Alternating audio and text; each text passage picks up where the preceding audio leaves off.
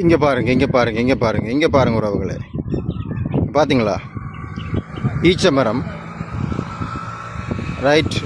நான் இப்போ அதுதான் உங்களுக்கு காட்டுறதுக்கு வந்திருக்கிறேன். இங்கே இதுக்கு அங்காலயம் இருக்குது. அங்காலயம் ஒரு மரம் நிற்குது. நிறைய மரங்களை வந்து இந்த பகுதியிலையும் வெட்டிட்டாங்க. அபிவிருத்தி பணிகளுக்காக இந்த மரங்களும் வெட்டப்படுது.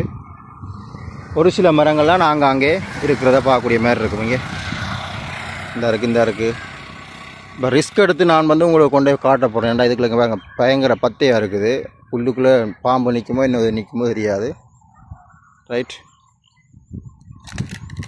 வணக்கம் உறவுகளே, நான் சின்ன.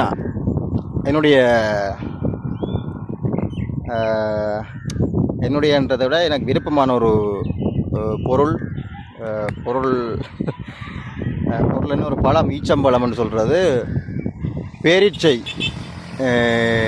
மரம் மாதிரி இது ஒரு காட்டு பேரீச்சை என்றும் சொல்லுவார்கள்.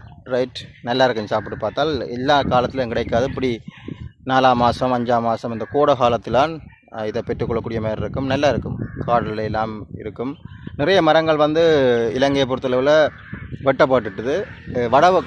வடக்கு கிழக்கு மாகாணங்களில் வந்து இது கூடுதலாக இந்த ஈச்ச மரத்தை நீங்கள் காணக்கூடிய மாதிரி இருக்கும். ரைட், உங்களுக்கு காட்டுறேன். அரபு நாடுகளில் வந்து பெருசாக இருக்கும். அது பேரிச்சம்பழம். இது வந்து ஈச்சை. ரைட்.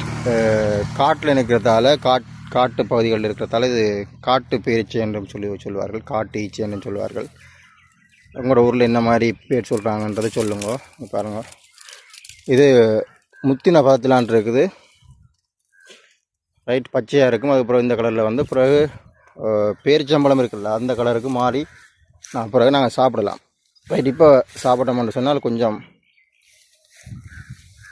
என்னென்னு சொல்கிறது, ஒரு நல்லா இருக்காது. ஓகே. பழத்தால் நல்லா இனிப்பாக சுவையாக இருக்கும். இதாக இருக்குது பாருங்கள். இப்போ முளைச்சு இந்த சீசன் இப்போ ஆரம்பிச்சிருக்குது. ஏன்னா பழுக்கையில். ரைட். மருகி போகிற ஒரு பொருட்களில் இதுவும் இப்போ அந்த பட்டியலுக்கெல்லாம் வந்துட்டு. ஏனென்றால் எல்லாம் அழித்து ஒழிக்கிறார்கள் இந்த அபிவிருத்திகளுக்காக. வீடு கட்டணும், கடை கட்டணும் உண்டு.